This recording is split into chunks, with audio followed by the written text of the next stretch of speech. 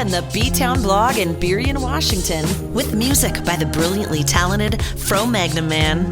This is Dayna's Dose, a weekly dose of information provided by author Dayna Mason, intended to help in some small way improve your life.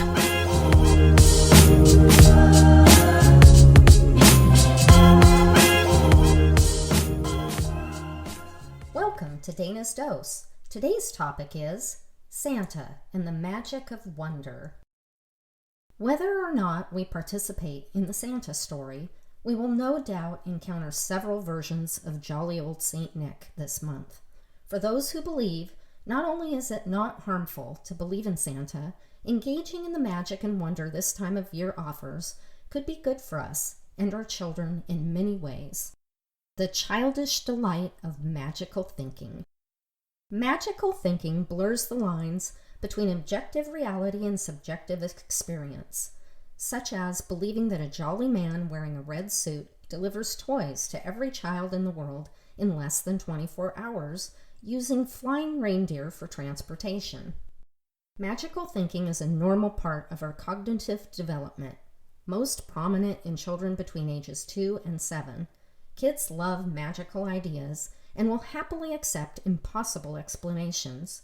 The overwhelming success of Harry Potter is a great example. It is believed that magical thinking positively affects children's cognitive development by enhancing creative divergent thinking, otherwise known as problem solving.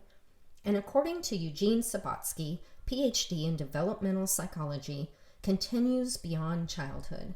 Sabatsky suggests that magical thinking is not outgrown, but merely driven underground by social and cultural pressures that place a greater value on science, logic, and rational thought. Specifically, in late childhood, magical thinking becomes suppressed but never extinguished. And when activated, magical thinking serves to foster imagination and creativity in both children and adults. The Santa story is a healthy part of childhood development. Psychologists suggest that for many children, believing in Santa is a normal and healthy part of development. Kristen Dunfield, developmental scientist at Concordia University, says, "I'm interested in how trust develops and what happens when it's broken. During the holiday season, I spend a lot of time thinking about Santa. I see the development of a belief in the physical reality of Santa and the eventual myth-busting as impressive achievements to be celebrated, not feared." Research in developmental psychology suggests that such illusory beliefs are not harmful and actually help to develop and counterfactual reasoning skills needed for human innovation and to boost emotional development. Children usually figure out the truth about Santa on their own around the age of 7, the age of reason, and typically respond positively. When they learn the truth, children accept the rules of the game and even go along with their parents in having younger children believe in Santa, says Sergey, a psychoeducation professor at the University of Montreal. It becomes a rite of passage in that they know they are no longer babies. There's really no one right time to tell kids that there's no Santa Claus, says Glenn Elliott, PhD, at the University of California. The important thing is to take your cues from the child and not try to prolong the fantasy for your own enjoyment when they may be ready to give it up. Imagination is a normal part of development and helps mature creative minds, and the Santa story can contribute positively to a child's psychological growth. Magical thinking lives on into adulthood. Magical thinking can expand the realm of our thinking about what is possible. It is part of our cognitive architecture. This architecture leads us to seek causality, even when no actual link exists between a behavior and an outcome.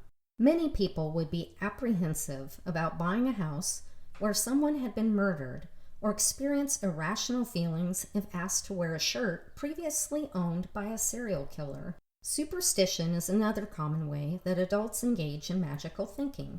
For example, someone who always wears the same tie when they give a speech because they believe it will help them perform better. But as silly as this may seem, research suggests that this type of positive superstition may increase perceived self-effectiveness and therefore improve performance.